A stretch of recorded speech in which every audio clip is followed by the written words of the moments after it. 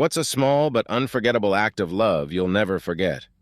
Some youngsters, toddlers through kindergarten perhaps, may have the tendency to pick small flowers from patches of lil flowering plants that grow amidst the grass and give them to their mother. My youngest son was no different. He'd pick a few on his way in the house after the school bus dropped him off, and occasionally when outdoor playing with friends.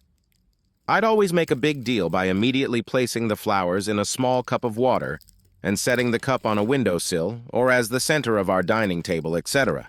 For most moms, this young child act of love usually ends as they begin to age.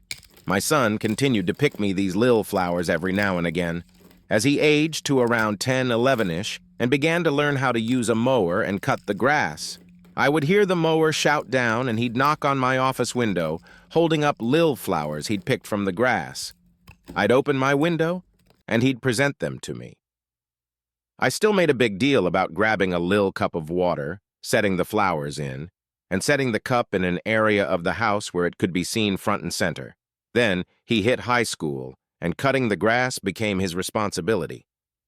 We live in a four-season state, and while the flower picking and giving waned a bit, he'd still pick me lil flowers from the yard a few times a season, knock on my office window, present them to me, and I didn't make as big a deal. But when he'd completed the chore and came in the house, there were the lil flowers in a small glass. He just recently turned 21. He also just recently cut the grass for the first time this season, and I have a small glass on the windowsill with the lil flowers he picked from the yard. Be still, my heart,